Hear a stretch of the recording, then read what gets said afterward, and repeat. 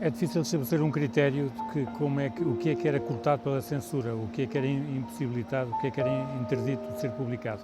Mas, de um modo geral, pode-se dizer que tudo aquilo que prejudicasse a imagem do regime era cortado.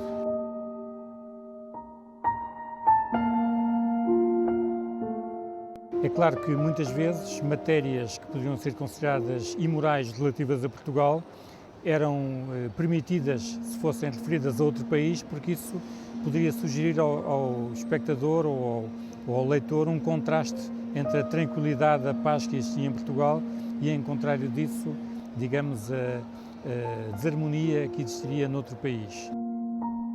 O regime tinha sobretudo receio do efeito de contágio que a divulgação de imagens televisivas poderia provocar.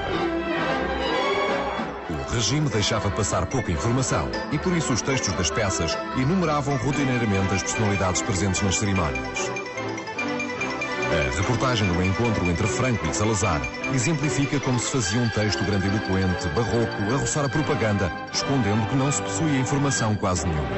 Salazar, agradavelmente surpreendido com a presença dos homens da imprensa e da televisão, interrogou admirado: como souberam que nos encontrávamos em Ciudad Rodrigo? Era exercida por comissões de censura feitas por militares, sobretudo por militares, alguns deles, grande parte deles reformados, que em vários pontos do país estavam em delegações que recebiam os cortes, digamos, os textos publicados pelo jornal, já impressos, em folhas retangulares, chamadas na altura os linguados, e que examinavam e colocavam um carimbo ou assinalavam a lápis o que era cortado, as linhas que eram cortadas, os parágrafos cortados, e depois com um carimbo diziam autorizado, autorizado com cortes, ou proibido, ou então, em casos mais controversos em que era preciso uma intervenção de um superior hierárquico, então havia o suspenso. E podiam ficar assim artigos suspensos vários dias à espera do corte da censura. Por exemplo, se um jornal provocasse a censura ou publicasse algo que não estava sujeito à censura, como represália, a censura podia obrigar o jornal a enviar não artigos separadamente, mas as chamadas provas de página, ou seja, cada página já paginada.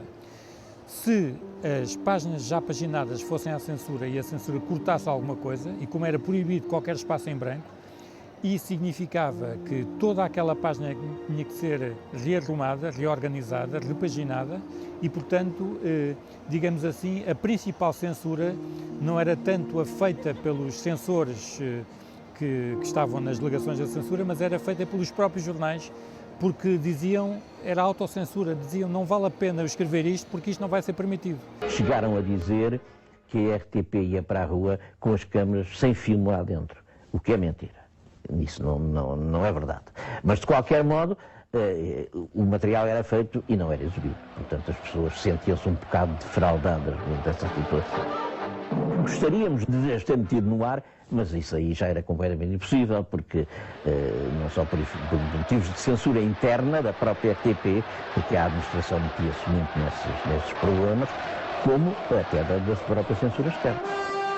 E, portanto, havia ou um grande sentimento de autocensura e de corte, ou então formas muito enviesadas, muito indiretas de dizer o mesmo através de uma linguagem hermética que visavam tentar enganar a censura. Mas isso muitas vezes não resultava. Digamos, eu como vivi a censura de antes do 25 de Abril, em que enfim, não era jornalista, mas era colaborador e estudei a censura, não encontro comparação possível com a situação de hoje. O próprio cidadão hoje é um fator, pode ser um cidadão que informa e pode ser o jornalismo do cidadão, que é um fator importante. Em contrapartida, os órgãos de comunicação social estão, por vezes, mais limitados pelos seus interesses comerciais. O mercado comercial é escasso, a concorrência é muito grande com os novos mídia e isso leva a que muitos jornais tenham, digamos, uma estrutura muito hierarquizada, em que a autonomia editorial dos jornalistas, a sua liberdade editorial, está limitada pela sua relação de dependência com os grupos empresariais dos mídia e com os seus interesses estratégicos.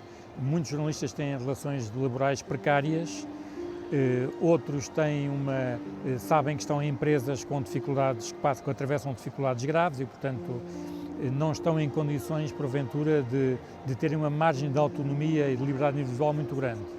Por outro lado, as relações internas dos órgãos de comunicação social conferem aos diretores, aos editores, aos responsáveis alguma margem de intervenção, mesmo no trabalho individual dos jornalistas. Assusta-me ver jornais em crise, rádios com dificuldades, porque isso limita a liberdade da informação. As pessoas têm acesso à informação das formas mais diversas e, portanto, podemos dizer que temos também que ser elementos críticos em relação ao consumo da comunicação social e, digamos, ter uma voz ativa também a par da comunicação social em relação aos acontecimentos que vamos presenciando e que vamos vivendo.